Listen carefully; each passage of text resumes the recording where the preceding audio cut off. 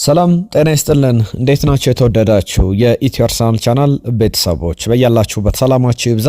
ስፖርታዊ ጉዳዮቻችን ተጀምሯል። በርከት ያሉ ጉዳዮችን እየነገርናችሁ እንቆያለን። ከምናነሳቸው ጉዳዮች አስቀድመን አስተዋውቀን እንጀምራለን። በርከት ያሉ መረጃዎችን እናነሳለን። በተለይ ደግሞ ከዚህ ከጉዳት ዜናዎች ጋር በተያያዘ እየተሰሙ ያልተረጋገጡ ያሉ ጉዳዮች አሉ። ምንድናቸው፣ በምን መልኩ ይታያሉ የሚለውን እናነሳለን። በተለይ ደግሞ አንዳንድ ምስክርነቶችን በዚህ ጉዳይ ላይ ለምሳሌ አርሰናልን ቡድን በተመለከተ በቀጣይ የሚጠብቀውን ጨዋታ በተመለከቱ ስለ ቶትናም ጨዋታዎች አንዳንድ ተንታኞች የቀድሞ ተጫዋቾች እንዲሁ የስፖርቱ ቤተሰቦች የሰጧቸውን አስተያየቶች ይዘናል እንነግራችኋለን። ከዛ በተጨማሪ በፕሪሚየር ሊግ ላይ ሃይስት ራንክድ ተጫዋቾች መካከል የአርሰናል ተጫዋቾች የትኛው ደረጃ ላይ ተቀምጧል፣ ቶፕ 10 ላይ ያሉትን እያነሳሳን እንቆያለን። በአዲስ የውድድር ዘመን ላይ ወይም ባለፉት 11 ጨዋታዎች ማለት ነው በእንግሊዝ ፕሪሚየር ሊግ ከጋብሪኤል ማጋሌሽ ጋር በተያያዘ የምናነሳቸው ዝርዝር መረጃዎች አሉ።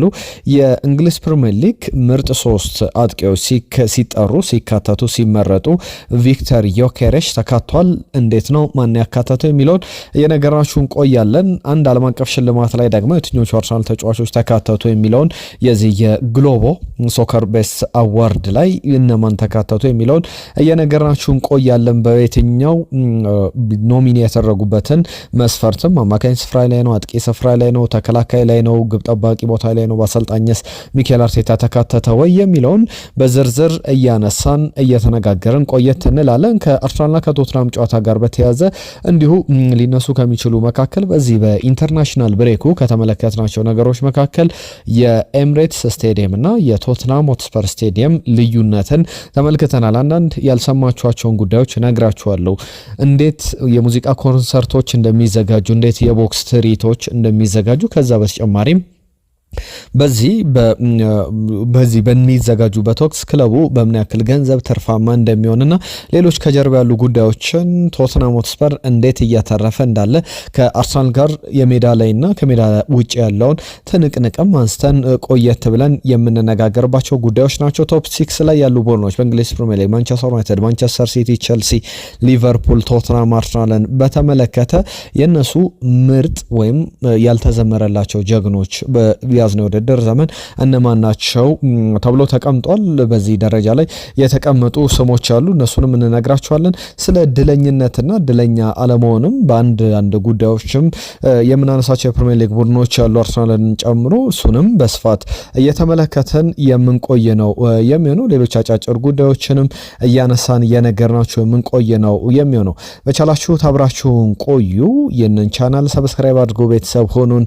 በየዕለቱ አዳዲስ ጉዳዮችን ያልተሰሙ መረጃዎችን ይዘን እየመጣን እንገኛለን። አብረውነታችሁን እንፈልጋለን። ከዛ ውጪ ደግሞ ይህንን ቻናል አስተዋውቁልን። ይህንን ቪዲዮ ላይክ አድርጋችሁ እንድትጀምሩ አስቀድሜ ላስታውሳችሁና በቀጥታ ወደ ጉዳዮቻችን እናልፋለን። ከዛ አስቀድሜ ግን በአርሰናል ቤት በያዝነው የውድድር ዘመን ያልተዘመረለት ጀግና የምትሉ ተጫዋች ማን ነው? ለእናንተ ምርጫችሁን ጻፉልን። እሱን መለስ ብለን በስፋት የምንመለከተው ነው የሚሆነው። ባካሪ ሳኛ ደግሞ የአርሰናልና የቶትናም ጨዋታን ግምት ሲያስቀምጥ ለምንድን ነው የሚለውን እነግራችኋለሁ። ነገር ግን አርሰናል 2-0 በሜዳው ኤሚሬትስ ላይ ቶትናም ሆትስፐርን ያሸንፋል የሚል ነገር አንስቷል። የእናንተስ ግምት ቶትናም ከአርሰናል ስለስንት ይጠናቀቃል? ጻፉልን። በስፋት እየተመለከት ነው እያነሳሳ ነው የምንቆያቸውን ጉዳዮች ዳሰስን። በቀጥታ ወደ ጉዳዮቻችን እንለፍ። ከአርሰናል ጋር በተያያዘ በፕሪሚየር ሊግ ላይ ምርጥ ሃይስት ራንኪንግ ፕሌየር ሃይስት ሬትድ ፕሌየር ተብሎ የተመረጡ ተጫዋቾች አሉ። በዚህኛው የውድድር ዘመን በ2025/26 የውድድር ዘመን በ11 ጨዋታዎች እድሜ አንደኛው ሃርሊንግ ብራውት ሃላንድ ነው። የሚጠበቅ ነው። የሚያስቆጥራቸው ግብ መጠኖች የሚገርሙ ናቸው። በጣም አስገራሚ ሁኔታ ማንቸስተር ሲቲን ተሸክሞ እየተጓዘ ያለ ተጫዋች ነው።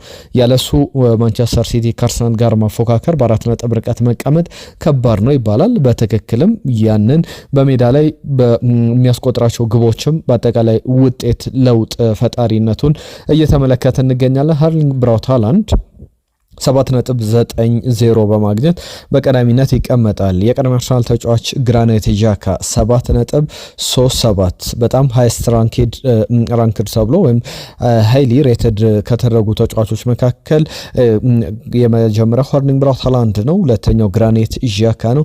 ሶስተኛው የአርሰናል ተጫዋች ይመጣል ዴክላን ራይስ 7.33 ኖርዲ ሙኬሌ የሰንደርላንድ ተከላካይ ነው። አራተኛ ደረጃ ላይ ይመጣል።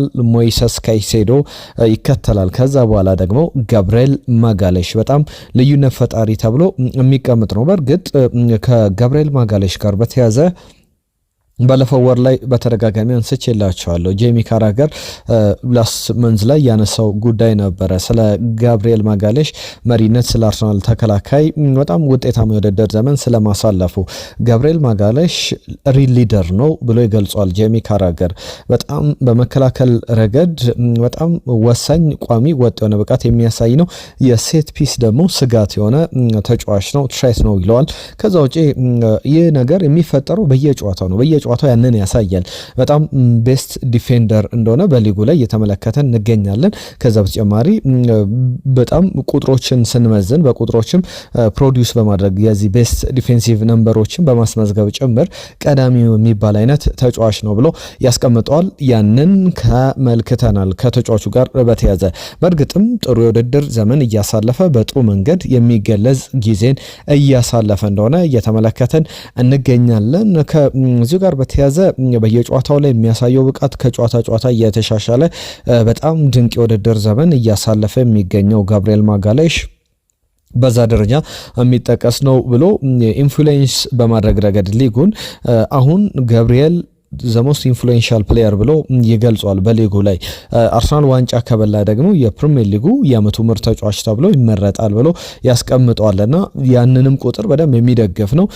በሬቲንግ ደረጃ 7.30 በማግኘት በፕሪሚየር ሊጉ ላይ ቀዳሚ ከሚባሉ ተጫዋቾች መካከል የሚቀመጥ ነው። ሌላ ጉዳይ ላንሳ ከነዚህ ከዴክላን ራይስ ከጋብርኤል ወጣ ብዬ ደግሞ የአርሰናል ተጫዋቾች እንግዲህ አርሰናል ሱፐርስታር ተጫዋቾች የሉትም ብለው የሚተቹ አንዳንድ ሰዎችን በተደጋጋሚ ሰምተናል። ነገር ግን ሽልማቶች ሲሰጡ ብዙ ጊዜ አርሰናል ተጫዋቾች በእጩነት ቀርበው በመጀመሪያ ደረጃ ስማቸው የሚጠቀስ ነው። ለምሳሌ ትናንትና የግሎቦ ሶከር ቤስት አዋርድ ሽልማት ላይ እንግዲህ ግሎቦ ሶከር አዋርድ በዓለም አቀፍ እንደ ባሎን ዶር በጣም ትልልቅ ስም ካላቸው የእግር ኳሱ ሽልማቶች መካከል አዋርዶች መካከል ፐርሰናል አዋርዶች፣ የግል ሽልማቶች እንደ ቡድን የሚሰጡ ሽልማቶች መካከል በቀዳሚነት የሚጠቀስ ነው። ትናንትና የ2025 እጩዎች ዝርዝር ይፋ ሆኗል። ለምሳሌ አማካኝ ስፍራ ላይ ስሞችን ላንሳላችሁ። በስም ደረጃ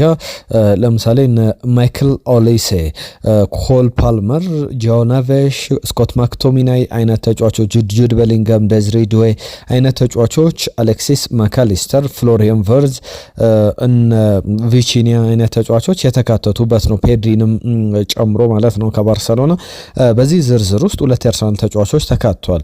አንደኛው ማርቲን ኦዴጋርድ ነው። ሁለተኛው ዴክላን ራይስ ነው። በእርግጥም በ2025 በጣም ድንቅ ነበሩ። ማርቲን ኦዴጋርድ የአርሰናል ደጋፊዎች ብዙ ጊዜ የሚሉት ነገር አለ። በሚፈለገው ደረጃ ባለፈው የውድድር ዘመን ፐርፎርም አላደረገም ቢሉም በእርግጥም በጣም ከሚጠበቅበት ደረጃ ወይም ደግሞ ካለው ብቃት አንጻር በጣም ምርጡን ማርቲን ኦዴጋርድ የተመለከትንበት ላይሆን ይችላል። ነገር ግን በዚህ ደረጃ በትልቅ ደረጃ ግሎቦ ሶከር አዋርድ ላይ በቤስት ሚድፊልደር የታጨ ሆኗል። ሚኬል አርቴታን ላንሳላችሁ። ከሚኬል አርቴታ ጋር በተያዘ 2025 ምርጥ አሰልጣኝ እጩዎች ውስጥ እየተካተተ ነው። ከዛ ውጪ ቤስት ፎርዋርድ ደግሞ ቪክተር ዮኬሬሽ በዚህ ዝርዝር ውስጥ ተካቷል። ቡካዮ ሳካ በአማካኝ ስፍራ ወይም በመስመር አጥቂዎች ሳይሆን በቤስት ፎርዋርድ ስም ዝርዝር ውስጥ የተካተተ ተጫዋች ሆኗል። ዴክላን ራይስ አማካኝ ስፍራ ላይ እንደተካተተ አንስቼላችኋለሁ። ከቪክተር ዮኬሬሽ እና ከቡካዮ ሳካም በተጨማሪ ሉዊስ ስኬሊ ቤስት ኢመርጂንግ ፕሌየር በሚል በዚህ ዝርዝር ውስጥ በ2025 በግሎቦ ሶከር አዋርድ ላይ የተካተቱ ተጫዋቾች እንደሆኑ ተመልክተናል። መልካም ዕድልን እንመኝላችኋለን። በጥሩ ይተረጎማል፣ በጥሩ ውጤቱ ይጠናቀቃል ብለን እናስባለን። ከዛ ውጪ አርሰናልን በተመለከተ እንግዲህ ላኪ ነው እድለኛ ነው አይደለም የሚለውን ጉዳይ በአንዳንድ ነገሮች እየመዘንን እያነሳሳን እንቆያለን። በፕሪሚየር ሊጉ ላይ ቪክተር ዮኬሬሽ ካሉ 3 አጥቂዎች መካከልም የተካተተበት አለ። ቅድም ግን ያነሳውላችሁን ጥያቄ መልሼ ወደ ሌሎች የኤሚሬትስ ስቴዲየም ጉዳዮች አልፍና ሌሎች ዝርዝር ጉዳዮችን እያነሳን እንቆያለን። ከቅድም ጥያቄ ጋር በተያያዘ በአርሰናል አንሰንግ ሂሮ ተብሎ ያልተዘመረለት ጀግና ማን ነው በያዝነው የውድድር ዘመን ተብሎ ብዙ የሚነሱ ጥያቄዎች አሉ። ማን ነው? በእናንተ በኩል ሀሳቦቻችሁን ጻፉልን። የእናንተ ምርጫ ዚ አትሌቲክ ግን በየክለቡ ያልተዘመረላቸው ጀግኖች ያላቸውን ተጫዋቾች ያልተዘመረላቸው ምርጥ የውድድር ዘመን ያሳለፉ ተጫዋቾች በሚል ጠቅሷል። ከመሪው አርሰናል ጀምሮ ሊቨርፑል፣ ማንቸስተር ዩናይትድ፣ ማንቸስተር ሲቲ፣ ቼልሲ ውስጥ ያስቀመጣቸው ተጫዋቾች አሉ። ለምሳሌ ቼልሲ ውስጥ ማሎ ጉስቶ ተመርጧል። በሊቨርፑል በኩል ከርቲስ ጆንስ የተመረጠ ነው። ሪኮ ሊዊስ በማንቸስተር ሲቲ በኩል የተመረጠ ተጫዋች እንደሆነ ተመልክተናል። ሌሎች በማንቸስተር ዩናይትድ በኩል ለምሳሌ ሌኒዮሮን ተመልክተናል። በቶትናም በኩል ግብ ጠባቂውን ቪካሪዮን እየተመለከትንበት ነው። በአርሰናል በኩል ግን የእናንተ ምርጫ ጻፉልን። እኔ የዚ አትሌቲክን ምርጫ ላንሳላችሁ። ባለፈው የውድድር ዘመን 56 ጨዋታዎችን በሁሉም ውድድሮች አከናውኗል። ከዛ በተጨማሪ ሚስተር ሪሊያብል የሚሉት አይነት ተጫዋች ነው። በተጨማሪነት ደግሞ ከነዚህ 56 ጨዋታዎች መካከል 37ቱን በቋሚ አስተላለፍ ውስጥ የጀመረ ነው። በተለያዩ ቦታዎች ተጫውቷል። በግራ መስመር፣ በቀይ መስመር ቦታ ላይ፣ በአጥቂ ስፍራ ቦታ ላይ ተጫውቷል። የነ ማርቲን ኦዴጋርድን ቦታ አማካኝ ስፍራ ላይ ባልነበረበት ሳምንታት ላይ ሸፍኖ ተጫውቷል። የተጫዋች ሊያንድሮ ትሮሳርድ ነው። ትሮሳርድን በተመለከተ ዝርዝር የሚነሱ ነጥቦች አሉ። በጣም አዳፕታቢሊቲው የሚገርም ነው። በተለያዩ ስትራክቸሮች፣ በተለያዩ ፎርሜሽኖች፣ በተለያዩ የሚኬል አርቴታ እቅዶች ውስጥ የሚሰራ ተጫዋች ነው። ሚድፊልደር ሆኖ 8 ቁጥር ሆኖ ተጫውቶ ተመልክተነዋል። የግራ መስመር አጥቂ፣ የቀይ መስመር አጥቂ ሆኖ ተመልክተነዋል። በተደራቢ አጥቂነት፣ በ9 ቁጥር አጥቂነት ጨምር የጀመረባቸው ጨዋታዎች ነበሩ። ዘንድሮ ደግሞ ሚስተር ሪሊያብል የሚለውን ስያሜ በደንብ የሚገልጽ የውድድር ዘመን እያሳለፈ ይገኛል። ለምሳሌ የመጀመሪያዎቹ እንግሊዝ ፕሪሚየር ሊግ ሳምንታት ላይ 4ቱን የአርሰናል ጨዋታዎች እንመልከት። በመጀመሪያዎቹ 4 ጨዋታዎች ላይ ሚስተር ሪሊያብል ሊያንድሮ ትሮሳር የተጫወታቸው የጨዋታ ቁጥሮችን ስንመለከት አንድ ጨዋታ እንኳን በሙሉ በቅጡ አልተጫወተም። 50 ደቂቃዎችን ነበረ በሜዳ ላይ ያሳለፈው። ከ4 ጨዋታዎች 50 ደቂቃዎችን ብቻ ነበረ በሜዳ ላይ ያሳለፈው። ከዛ በኋላ ወደ ላይናፑ ከመጣ በኋላ ከማንቸስተር ሲቲ ጨዋታ በኋላ በጣም ሪሊያብል መሆኑን በጣም የአርሰናል ቁልፍ ተጫዋች መሆኑን ያሳየበት ነበረ። ጌም ላይ አይኪውን በደንብ ትመለከቱታላችሁ። በጣም ኢንተለጀንት የሆነ ተጫዋች ነው። ታይሚንጉ የሚገርም ነው።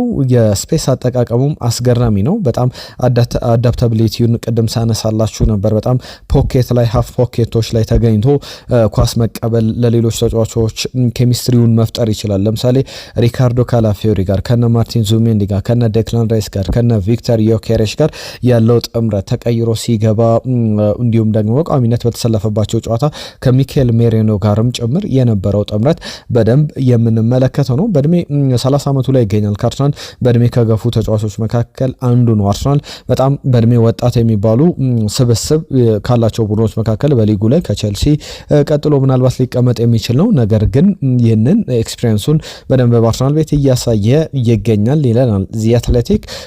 ከቢውልድ አፕ ላይ ኢንቮልቭ ከማድረግ ዲፌንሲቭ ወርክ ላይ ደግሞ አበርክቶቱን ከማየት ውጪም ትሮሳርን በተመለከተ በጣም ሻርፕ ነው። ከጎል ፊት ያገኛቸውን እድሎች በደንብ መጠቀም ይችላል። 4 ግቦችን አስቆጥሯል። እስካሁን ባደረጋቸው ጨዋታዎች 4 አሲስቶች አሉት። በጣም ፕሮዳክቲቭ ተጫዋቾች መካከል ከአርሰናል አንዱ ነው። የሰንደርላንድ ላይ ያስቆጠራት ግብ ለዚህ በቂ ምሳሌ ናት። እንዴት አገኛችሁት? የትሮሳር ምርጫ ትክክል ነው ወይ ትላላችሁ?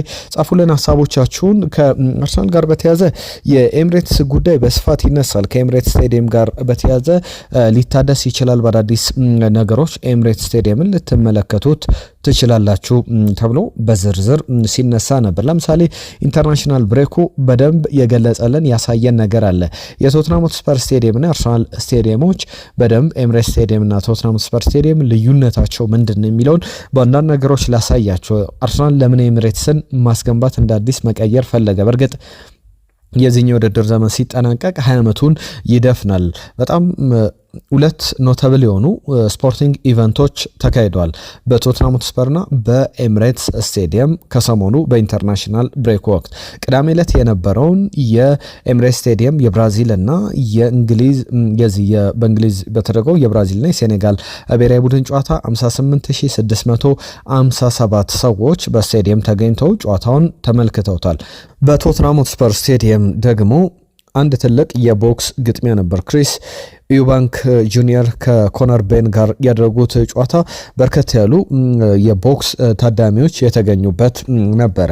እንደዚህ አይነት ኢቨንቶች በጣም ትልልቅ ገቢ የሚያስገኙ ናቸው። አርሰናልን ከቶትናም ጋር የምናነጻጽረው አርሰናል በቅርብ ጊዜያት ላይ የቦክስ ኢቨንቶችን አዘጋጅቶ ሊሆን ይችላል። ነገር ግን እንደ ቶትናም ያለ ትርፋም የሚያደርገውን አካሄድ በደንብ እየተመለከተን አንገኝም። ያንንም ብዙ መናገር ይቻላል። ከአርሰናል ጋር በተያዘ ለምሳሌ በውድድር አመቱ ወይም በአንድ የካላንደር ይር ላይ ሊደረጉ የሚችሉ እግር ኳሳዊ ያልሆኑ ውድድሮች እነዚህ እግር ኳሳዊ ያልሆኑ ውድድሮች ከ10,000 በላይ ሰዎችን ማሳተፍ የሚችሉት አርሰናል ማዘጋጀት የሚችለው 6 መርሃ ግብሮችን ብቻ ነው። ከዛ ውጪ 3ቱ ደግሞ የሚዘጋጁት የሙዚቃ ኮንሰርቶች ናቸው። ከ3 በላይ የሙዚቃ ኮንሰርቶችን ማዘጋጀት አይችልም። ከዛ ውጪ በቶትናም በኩል የዚህ የኢቨንት ቁጥር ከ30 በላይ የሚደርሱ ናቸው። አርሰናል ግን በ6 የተገደበ ነው። ብዙ ነገሮች አሉ። ብዙ ህጎችን ያካተተ ነው። ለምሳሌ የቶትናም ሆትስፐር ባለፈው የውድድር ዘመን ወይም ደግሞ ባለፈው ዲሴምበር ላይ ያሻሻለው ህግ ነበረ። የሙዚቃ ኮንሰርቶችን በአመት ቶትናም ለምሳሌ ለአርሰናል 3 ሲፈቀድ ቶትናም 6 ነበር የሚፈቀድለት። ቶትናም ግን ከዛ በኋላ ተነጋግሮ ከእንግሊዝ ከለንደን ካለው ካውንስል ጋር ተነጋግሮ ቁጥሩን ከፍ አድርጎታል። ለምሳሌ አስቀድሞ 6 ነበር የሚፈቀድለት። የቢዮንሴ ኮንሰርት 2023 ላይ ሲደረግ ለቢዮንሴ 6ኛዋ ኮንሰርት ነበር። በቶትናም ሆትስፐር ስቴዲየም ደግሞ 7ኛ ኮንሰርት የተዘጋጀበት ነበርና ብዙ ሲያነጋግር ነበር። ከዛ በኋላ ቶትናም ተደራድሮ እስከ 30 ኢቨንቶችን ትልልቅ መርሃ ግብሮችን ማስተናገድ ይችላል። ከዛ ውጪ የአድቫንቴጅ የሚወስድባቸው ነገሮች አሉ። ለምሳሌ በአርሰናል በኤምሬት ከምሽቱ 4 ሰዓት ከ30 በላይ ኢቨንቶችን ማከናወን እንደዚህ ሙዚቃ ኮንሰርቶችን ማከናወን አይቻልም። የመጨረሻው ሰዓት ያ ነው። በዛ ደረጃ የሚጠቀስ ነው። ነገር ግን እስከ 30 ደቂቃ ጭማሪ ያለው በቶትናም ሆትስፐር ስቴዲየም ኢቨንቶችን ቢያዘጋጁ ያ በትልቅ ደረጃ የሚጠቀስ ነው። እነ ሌዲ ጋጋ፣ ቢዮንሴ፣ ትራቪስ ስኮት አይነት በጣም ከንድሪክ ላማር አይነት በጣም ትልልቅ ዝነኛ ሙዚቀኞች ኮንሰርታቸውን በቶትናም ሆትስፐር ስቴዲየም በቅርቡ አዘጋጅተው ተመልክተናል።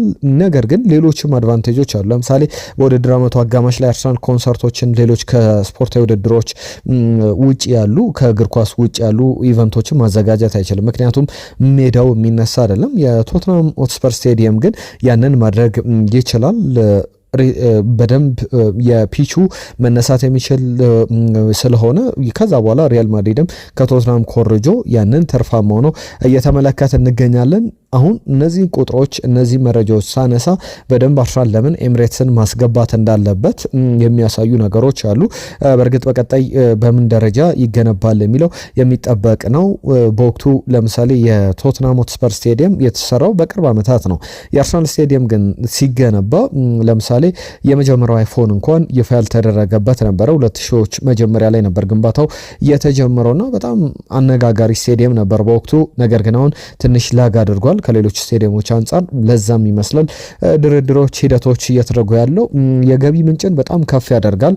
ረቨኑን ከዚህ ከማሽቴ ረቨኑ በተጨማሪም በእንደዚህ አይነት የኤንኤፍኤል ጨዋታዎች ሲዘጋጁ የእግር ኳሳዊ ውድድሮች ሲዘጋጁ ከእግር ኳስ ውጪ ኮንሰርቶች፣ ድግሶች፣ ኢቨንቶች ሲዘጋጁ ብዙ ነገሮችን ክለቡ ማትረፍ ይችላል። ያ በትልቅ ደረጃ የሚጠቀስ ነው። በኤስፔን በኩል ከሰሞኑ አንድ ሪፖርት ተመልክተን ነበረ። ላኪና አላኪ ያላቸውን ክለቦች አስቀምጧል በጉዳት ደረጃ። ለምሳሌ ብዙ ጉዳት ላይ ያሉ ቡድኖችን በመግጠም ረገድ ሊቨርፑል ላኪ ነበረ በመጀመሪያ ሳምንታት ላይ የሚል ነገር ያስቀምጣል። ለምሳሌ ቦርመዝን ሲገጥም በርከት ያሉ የቦርመዝ ተጫዋቾች በጉዳት አልነበሩም። ከዛ በኋላ አርሰናልም ሲገጥም ሳካ፣ ኦደጋርድ በጨዋታው ላይ አልነበሩም። ዊሊያም ሳሊባ ተጫውቷል ማለት ከባድ ነው። ገና 3ኛው ደቂቃ ላይ የመጀመሪያዎቹ 5 ደቂቃዎች እንደተጠናቀቁ ከሜዳ ተቀይሮ መውጣቱ ይታወቃል። ሌሎችንም ማንሳት ይቻላል። ለምሳሌ ከቸልሲ ጋር ሲጫወት ቸልሲ 2-1 ሲሸነፍ ቸልሲም ኮል ፓልመር ያልነበሩበት ቡድን ነው። በአርሰናል በኩል በኩል ደግሞ ስንመለከት በሚኬል አርቴታ ቡድን በርከት ያሉ ተጫዋቾችን በማጣት እድለቢስ አይነት ቡድን ነው እየተባለ ይገኛል። ሳካ፣ ኦደጋርድ፣ ዊሊያም ሳሊባ በሊቨርፑል ጨዋታ ላይ የሚጠቀሱ ናቸው። ከማንቸስተር ሲቲ ጋር ኦደጋርድ አልነበረም። ቡካዮ ሳካ የመጀመሪያዎቹን 45 ደቂቃዎች አልተጫወተም። ያንን ተመልክተናል። በሰንደርላንድ ጨዋታ ላይ እነ ቪክተር ዮኬሬሽ፣ ካቨርስ፣ እነ ማርቲን ኦዴጋርድ አልነበሩም። ሌሎችም በርከት ያሉ ስሞችን መጥቀስ ይቻላል። ለሁሉም አርሰናል እድለቢስ የነበረ ክለብ ነው በሚል ምርጫ ውስጥ ገብቷል። ከዛ ውጪ ወይኒ ሩኒ ጉዳይ በጣም እያነጋገረ ይገኛል። በፕሪሚየር ሊጉ ምርጥ 3 ቶፕ ስትራይከሮችን ምረጥ ተብሎ በቆይታ አድርጎ ነበር። ከአማዞን ፕራይም ጋር በነበረው ቆይታ ላይ ያነሳቸው ጉዳዮች አንደኛው አንቶኒዮ ሴሜኖ በጣም ድንቅ የውድድር ዘመን አሳልፏል። በአርሰናል ቤት ይፈለጋል ተብሎ ስሙ ሲነሳ ነበር። እሱም በቀዳሚነት ያስቀምጧል። ቶፕ 3 ከሚባሉ አጥቂዎች መካከል አንደኛው ነው ይለዋል። 6 ግቦችን አስቆጥሯል። 11 ጨዋታዎችን ያከናወነው በጣም ጥሩ የውድድር ዘመን ጥሩ ፎርም ላይ ያለ ተጫዋች ነው ብሎ ይገልጿል። የማንቸስተር ዩናይትዱን ብራያን ምቦሙን በሌላኛው ተጫዋች አድርጎ ይጠቅሷል። ብራያን ምቦሙም ማንቸስተር ዩናይትድ ጥሩ ብቃት ባያሳይም በጣም ጥሩ ተጫዋችነቱን በደንብ ማሳየት ችሏል ብሏል። ቪክተር ዮኬሬሽ ደግሞ ሌላኛው ተጫዋች ነው። ቪክተር ዮኬሬሽን በተመለከተ የሚያነሳቸው ዝርዝር መረጃዎች አሉ። ለምሳሌ ቪክተር ዮኬሬሽ በጣም ጥሩ የውድድር ዘመን እያሳለፈ ይገኛል። አንዳንድ ኳሊቲዎቹ የሚያስገርሙ ናቸው ብሎ ያስቀምጧል። በተለይ ደግሞ በጣም ፎርም ብቻ አይደለም፣ ብቃት ብቻ አይደለም፣ በሌሎች ነገሮች ብንለካው ቪክተር ዮኬሬሽ ብዙ ነገሮችን እያሳየን ያለ ተጫዋች ነው ብሎ ያስቀምጠዋል። በሶስተኛ ደረጃ ላይ ሶስተኛውን እንዲህ በደረጃ ባያስቀምጣቸውም ሶስተኛ ብሎ የጠራው ነው። ዲተርማይንድ ነው ወይም ደግሞ በጣም ቁርጠኝነቱ፣ ጠንካራ ሰራተኝነቱ፣ ሆልድ አፕ ፕሌው በጣም አስገራሚ ነው። በእርግጥ ጥቂት ግቦችን ያስቆጠረው ይላል። ነገር ግን በውድድር ዓመቱ ላይ ጥሩ ከሚባሉ ተጫዋቾች መካከል አንደኛው ቪክተር ዮኬሬሽ ነው ብሎ ያስቀምጠዋል። ወይኒ ማርክ ሩኒ። ከዛ ውጪ ባካሪ ሳኛን በተመለከተ በአርሰናል ቤት ጋብሪኤል ማጋሌሽ ባይኖርም ብዙ የሚያሳስብ አይደለም በሚል የሚያነሳቸው ጉዳዮች አሉ። ምክንያቱም ደግሞ ሚኬል አርቴታ ይህንን ስኳድ በሚፈለገው ደረጃ ገንብቶታል። ስለዚህ ጋብሪኤል ማጋሌሽ ባይኖርም የሱን ቦታ ፊልም ማድረግ የሚችሉ መሙላት የሚችሉ ተጫዋቾች አሉ። በአጭር ጊዜ ውስጥ ያንን መመልከት እንችላለን ይላል። በጣም ብዙ ኢምፓክት የሌላቸው ተጫዋቾች አይደሉም። አብዛኞቹ ኢምፓክታቸው የሚገርም ነው። የጋብሪኤል ማጋሌሽም ኢምፓክቱ በጣም ጥሩ የሚባል ነው። ነገር ግን አርሰናል ያንን የሱን ቦታ መተካት ይችላል ይላል። ለምሳሌ ዊሊያም ሳሊባ በተጎዳበት ጊዜ 2023 ላይ ተመሳሳይ ችግር ውስጥ አርሰናል ገብቶ ነበር። ነገር ግን በወቅቱ ዊሊያም ሳሊባን በሚገባ አልተካውም ነበርና ሲቸገር ነበር። አሁን ግን የሚኬል አርቴታ ቡድን ለምሳሌ ቤን ዋይት፣ ሪካርዶ ካላፊዮሪ የማል ስፍራ ተከላካይ ላይ የሚገርም አይነት ኳሊቲ ያላቸው ተጫዋቾች ናቸው። የጋብሪኤል ማጋሌሽን ቦታ መሙላት የሚችሉ ቶፕ ኳሊቲ ፕሌየርስ ናቸው ብሎ ይገልጿል። ኢምፕሩቭ ማድረግ የሚችሉ ቡድኑንም በዛ ደረጃ ነው ብሎ ያስቀምጣቸዋል። ከዛ ውጪ ባካሪ ሳኛ በጣም ኢምፕሬስድ የሆንኩበት የውድድር ዘመን ነው በአርሰናል ይላል። በጣም ጥሩ ሜንታሊቲ ያለው ቡድን ለዋንጫ ለፕሪሚየር ሊግ አሸናፊነት የሚገመት ቡድን እንደሆነ መናገር ይቻላል። በጣም ብዙ ኳሊቲ ያላቸውና ከቶትናም ጋር በሚደረገው የቶትናም ሆትስፐር ስቴዲየም 2-0 አርሰናል ያሸንፋል ብሎ ግምቱን አስቀምጧል። ያ ማለት ደግሞ በትልቅ ደረጃ ለአርሰናል ቅድሚያ ግምቱን ሰጥቷል። በእርግጥ ቶትናም ከሜዳው ውጪ ዘንድሮ ካደረጋቸው 5 ጨዋታዎች 4ቱን ማሸነፍ ችሏልና በጥሩ መንገድ የሚቀመጥ ነው። የጉዳት ዜናዎችን ላንሳ። የጋብሪኤል ማጋሌሽ ጉዳይ አሁን በሚወጡ መረጃዎች መሰረት የ2 ወራት ሳይሆን 4 ሳምንታት ምናልባት ከ3-4 ሳምንት ብቻ ከሜዳ ሊርቅ ይችላል የሚሉ ዘገባዎችን እየተመለከተ እንገኛለን። ሚኬል አርቴታ በሚሰጠው ጋዜጣ መግለጫ ግን የሚረጋገጡ ጉዳዮች ይኖራሉ። ከካቨርስ ጋር በተያዘ ጉዳቱን በመጠኑ ቢሆን አገርሽቶበታል የሚሉ ማስረጃዎች አሉ። ከዛ ውጪ ለምሳሌ የዩሊያን ናግልስማንን ጉዳይ ትናንትና ሳነሳላችሁ ነበረ። ከአዲሱ ዓመት በፊት ይመለሳል ብሏል። ያ ማለት በአንድ ወር ጊዜ ውስጥ ካቨርስን እንመለከተዋለን። ቪክተር ዮኬሬሽ ለውዱ ጨዋታ ብቁ ሊሆን ይችላል፣ ነገር ግን አጠራጣሪ ነው። የኖኒ ማዱዌኬም ጉዳይ በስፋት ይነሳል። እሁድ ዕለት የሚሰለፍበት ሰፊ እድል አለ። ጋብሪኤል ማርቲኔሊ ለጨዋታው ዝግጁ እንደሆነ ማንሳት ይቻላል። ማርቲን ኦዴጋርድ ለውዱ ጨዋታ ሊደርስም ላይደርስም የሚችልበት እድል አለ። የሚኬል አርቴታ ዝርዝር ጋዜጣዊ መግለጫዎች የሚጠበቁ ናቸው። ከዛ ውጪ ሌሎችንም ተጫዋቾች መጥራት ይቻላል። ነገር ግን በእነዚህ ተጫዋቾች ዙሪያ በቀጣይም ተጨማሪ ሀሳቦች፣ ተጨማሪ ዝርዝር ጉዳዮች ይጠበቃሉ። በመጨረሻም አንድ ጉዳይ ላንሳ፣ የቡካዮ ሳካ ጉዳይ ነው። ሳካን በተመለከተ በፕሪንሲፕል ደረጃ በመርህ ደረጃ ስለመስማማቱ ውሉን ለማራዘም የሚያሳዩ ጉዳዮች አሉ። እስከ 2030 ድረስ ባርሳን ለመቆየት ስለመስማማቱ ነው። በቀጣይ ከቶትናም ጨዋታ በፊት የቡካዮ ሳካን ጉዳይ ልትሰሙ ሊታወቅ ይችላል የሚሉ ዝርዝር መረጃዎች ወጥተዋል። የተወደዳችሁ ስፖርታዊ ጉዳዮቻችን እነዚህን ይመስሉ ነበር። አብራችሁን ስለነበራችሁ ከልብ እናመሰግናለን። ኢንተርሳን ቻናልን ሰብስክራይብ አድርጎ ቤተሰቡ ነው። በየዕለቱ አዳዲስ ጉዳዮችን ይዘን እንመጣለን። ለዛሬ ግን እዚህ ላይ በቃናል። ጤና ይስጥልን።